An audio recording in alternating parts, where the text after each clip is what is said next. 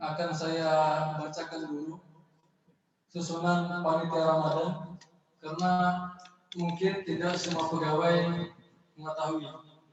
Karena hasil rapat ini kemarin dipublikasikan hanya di grup BKF aja.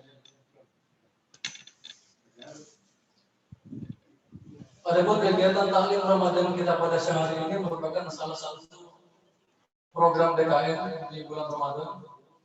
Ya, ini program terbaru karena di bulan Ramadan sebelumnya belum pernah ada. Tujuan dari diselenggarakannya kegiatan ini adalah selain menambah keilmuan kita di dalam ajaran Islam, juga menambah ukhuwah antara pimpinan dan juga para staf di lingkungan Pangkalan Selamat Pasir dari Tanjung Priok.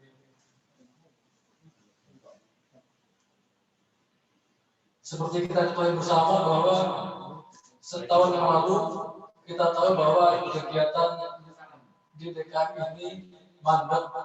Ada beberapa faktor yang mempengaruhi hal tersebut. Yaitu yang pertama adalah adanya pandemi COVID yang mengharuskan kita tidak berkumpul, tidak melakukan majelis-majelis. Yang kedua, adanya anggota-anggota DKM yang mutasi, seperti ketua DKM kita, Bas Johari yang lalu telah mutasi, dan belum ada pergantian kepengurusan. Kedua hal faktor itu yang sangat mempengaruhi mandeknya kegiatan DKM.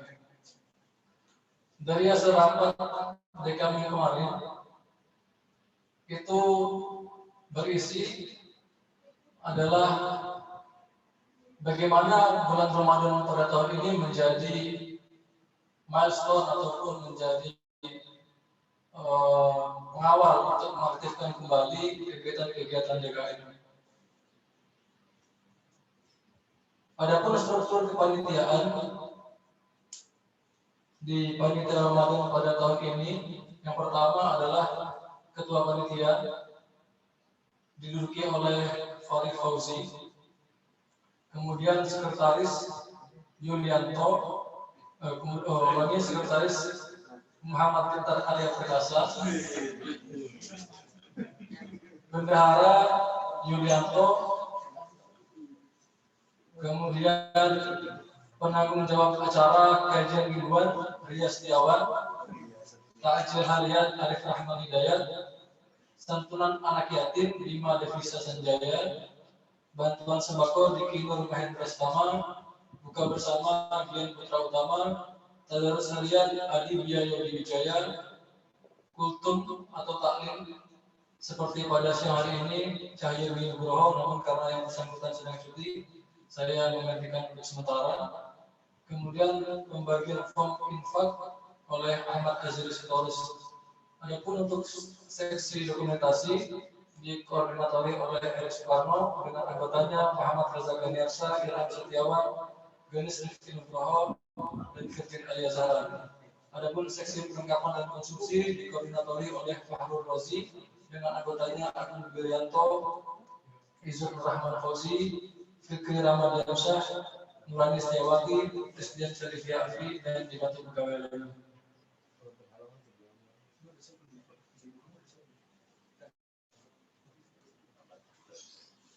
Baiklah, tanpa menunggu lama lagi, kita mulai saja taklim Ramadan kita pada siang hari ini. Kepada Bapak Kepala Penggalan, kami persilakan.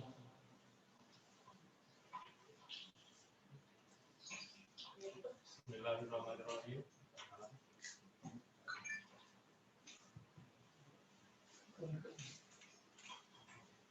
Assalamualaikum warahmatullahi wabarakatuh. Waalaikumsalam warahmatullahi wabarakatuh. Alhamdulillahirrahmanirrahim. Wassalatu wassalamu ala asyrofil anbiya'i wal mursalin Sayyidina Muhammadin wa ala alihi wa sahbihi ajma'in. Rabbi shrah li sadri wa yassir li amri wa hlul 'uqdatam min lisani yafqahu qawli. Amma ba'du.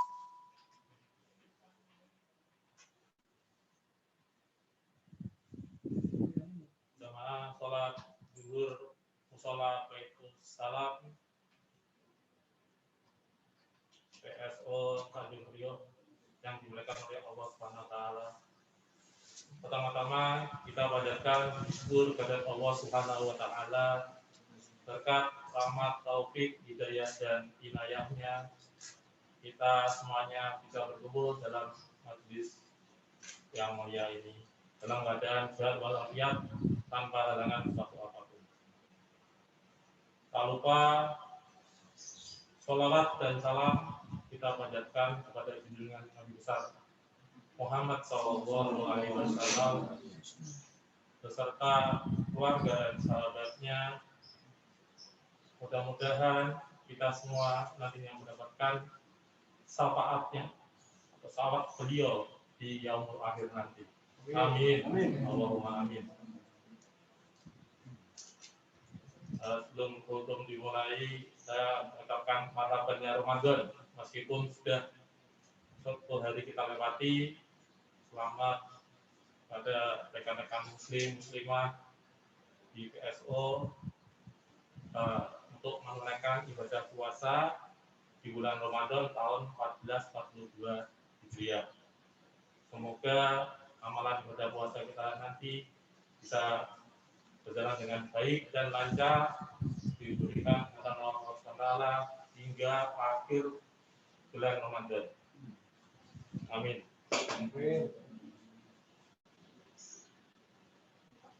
Jemaah salat zuhur yang berbahagia, hari ini merupakan hari kedua kita menjalani ibadah puasa di bulan Ramadan tahun 1442 Hijriah. 1 hari telah kita lewati bersama, alhamdulillah. Kemarin kita bisa berpuasa dengan baik dan diberikan kelancaran. Bulan puasa banyak keutamaan, hikmah, dan lain sebagainya. Merupakan bulan yang ditunggu-tunggu oleh kaum muslimat di seluruh bumi, seluruh dunia, sehingga kedatangannya sangat dinanti-nanti dan kepergiannya juga ditangisi. Kita berpuasa selama 1 bulan di bulan Ramadan tentunya tidak asal-asalan dan tentunya ada dasarnya. Salah satunya adalah dalam Quran surat Al-Baqarah ayat 193, ya ayyuhalladzina amanu kutiba alaikumusiyam wa ma kutiba alal ladzina min qablikum la'allakum tattaqun. Hai orang-orang yang beriman, diwajibkan atas kamu berpuasa sebagaimana orang-orang terdahulu sebelum kamu, supaya agar kalian bertakwa. Jadi Quran surat Al-Baqarah ayat 193 bisa menjadikan dasar bagi kita menjalankan puasa di bulan Ramadan kali ini. Bulan Ramadan ada yang menyatakan bahwa Ramadan itu bulan tarbiyah, bulan taubat, bulan suci, bulan kemenangan. Banyak istilah-istilah di dalam bulan Ramadan ini karena hikmahnya memang banyak. Bulan kesabaran, bulan kedisiplinan, dan masih banyak bulan-bulan lainnya di bulan Ramadan ini. Bulan di mana Al-Quran diturunkan, Lailatul Qadar, dan lain sebagainya. Dan Allah Subhanahu wa taala sendiri menyatakan dalam firman-Nya bahwa amalan anak Adam semuanya sebenarnya untuk yang bersangkutan, untuk anak Adam sendiri, kecuali puasa. Puasa untukku, untuk Allah Subhanahu wa taala, dan Allah Subhanahu wa taala sendiri yang akan membalasnya. Teman-teman sekalian, jemaah salat zuhur, sholat salam, tentunya sudah banyak tahu bahwa di bulan Ramadan kita fastabiqul khairat, diminta untuk saling berlomba-lomba dalam kebaikan, karena di ibadah puasa bulan Ramadan ini pahala ibadah kita bernilai berlipat ganda dibandingkan di bulan lainnya. Tentunya kita tidak akan menyia-nyiakan waktu kita yang ada dengan berleha-leha, meskipun tidur pun mendapatkan pahala. Cuman saya ingatkan, tidurnya jangan telentang, ya kan? Karena kalau telentang berbahaya. Jadi tidurnya tidak boleh telentang, Pak. Apalagi telan obeng, telan lainnya, ya. Meskipun tidur itu berbahaya. Dan kalau memang kita sangat sibuk sekali, kita bisa membaca zikir dan lain sebagainya. Mungkin yang ketiga adalah subhanallah bihamdi subhanallahil azim. Itu merupakan bacaan yang ringan diucapkan dan besar pahalanya, berat pahalanya. Jadi zikir subhanallah bihamdi subhanallahil azim bisa dibiasakan. Syukur-syukur kita bisa tilawah. Karena tilawah Al-Quran di bulan Ramadan ini pun nilainya berlipat ganda. Kalau yang lainnya dikalikan 10 dalam amalan itu, di dalam tilawah Al-Quran 10-nya itu per huruf. Jadi kita bisa bayangkan apabila kita bisa menghatamkan minimal 1 juz dalam 1 hari atau 30 juz di dalam 1 bulan, ukur bisa lebih. Insya Allah pahala kita akan berlipat ganda, dan ini merupakan ajang investasi yang sangat-sangat tidak ada bandingannya dibanding investasi yang ada di dunia ini. Meskipun return dari investasi saham maupun yang lainnya, apalagi tabungan atau deposito, tidak ada apa-apa. Rekan-rekan sekalian, jamaah musola Baitul Salam yang berbahagia, tentunya banyak hikmah yang didapat di dalam kita menjalani puasa di bulan Ramadan ini.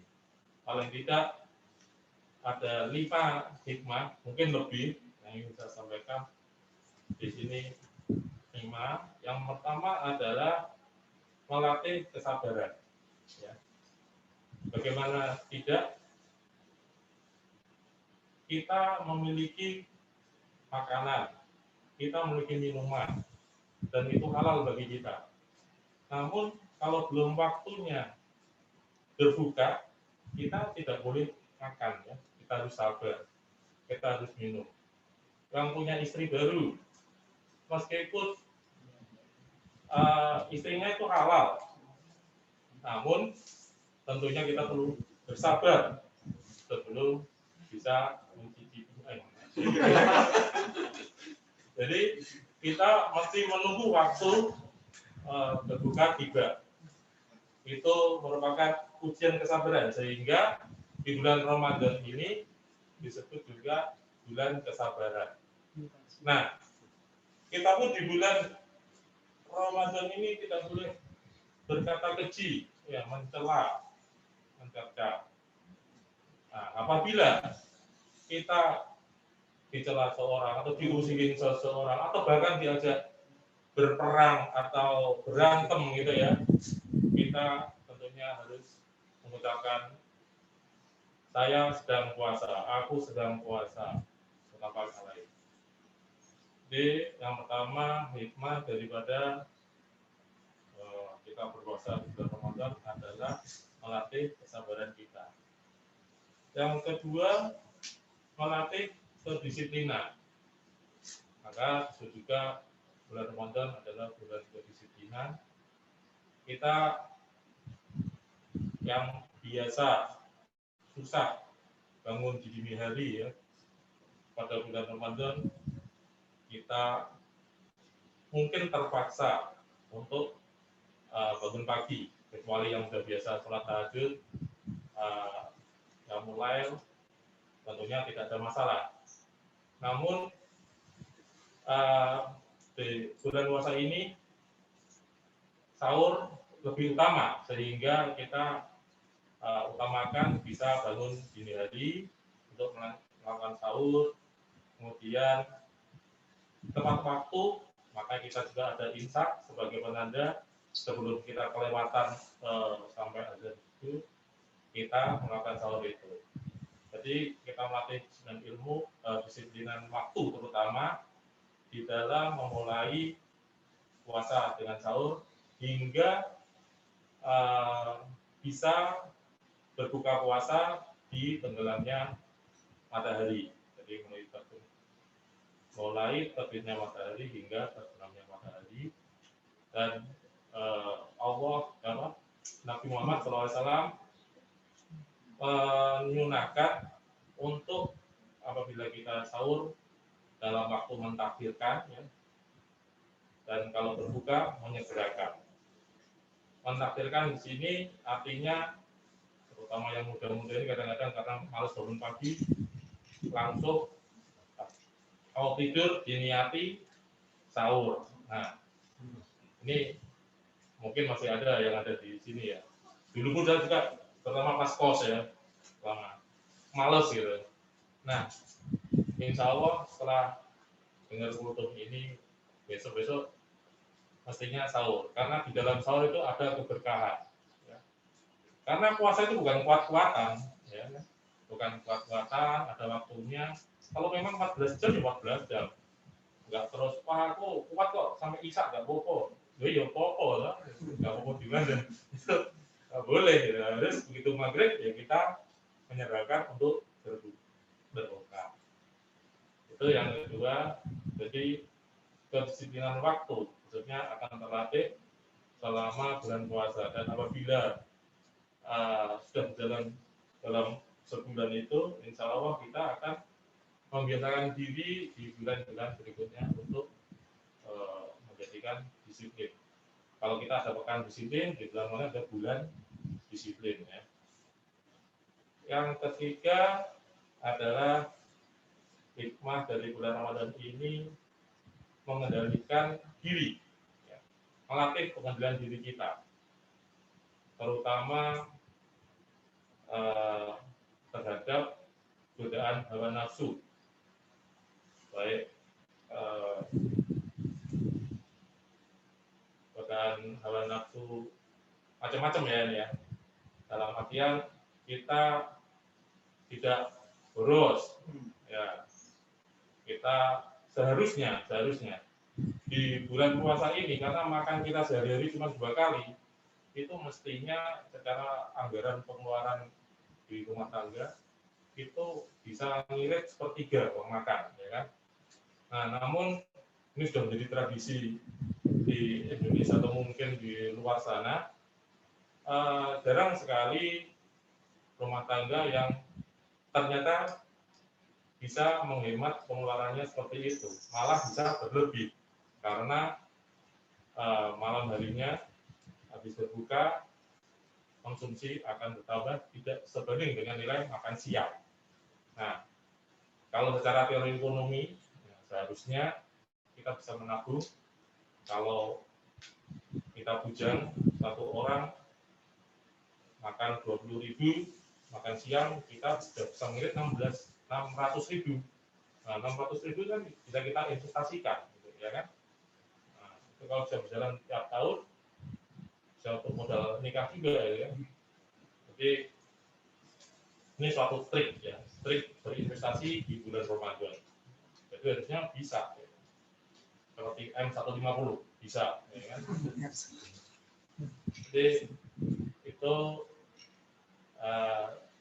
untuk hikmah yang ketiga. Hikmah yang keempat adalah kita memberikan kesempatan beristirahat kepada organ tubuh, khususnya alat pencernaan. Jadi ini hikmah untuk medisnya. Karena organ tubuh kita, khususnya organ pencernaan, selama 11 bulan sudah digeber bekerja keras. Sedemikian rupa, healing terus gitu ya. Jadi perlu juga diistirahatkan selama 12 tahun ya. Itu supaya bisa beristirahat cukup untuk kemudian di bulan Syawal dia bisa bekerja lagi. Bahkan secara medis rumah sakit juga puasa itu dibuat suatu terapi atau bahkan diwajibkan untuk yang mau operasi besar ya, puasa dulu. Itu hikmah medisnya di puasa bulan Ramadan. Dan yang kelima, yang terakhir, yang sangat penting, ya tentunya seperti dasar hukumnya berpuasa tadi, meningkatkan ketakwaan kita. Di dalam berpuasa, kita tentunya mentaati segala perintahnya dan menjauhi segala larangannya. Khususnya kita menjalankan puasa sesuai dengan aturan dan menjauhi larangan-larangan supaya puasa kita juga tidak batal atau sia-sia, hanya lapang dan dada saja yang kita peroleh. Di pertemuan kali ini saya cukupkan ya. Sebelum saya tutup, kita baca doa kafaratul majlis bersama. Assalamualaikum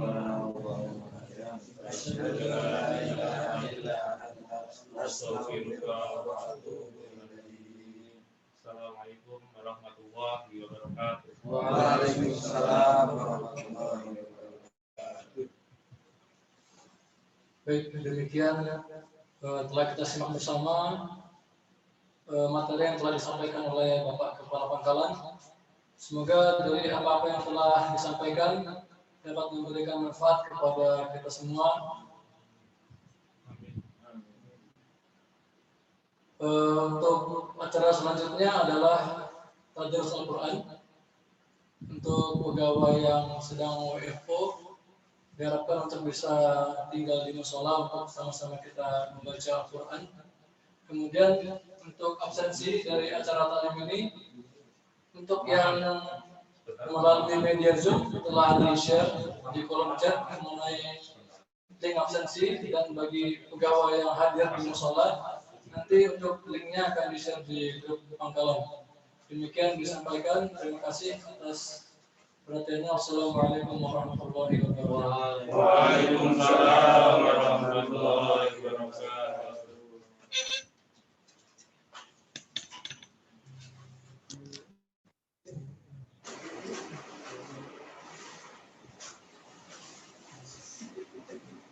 Dapat 2 jam.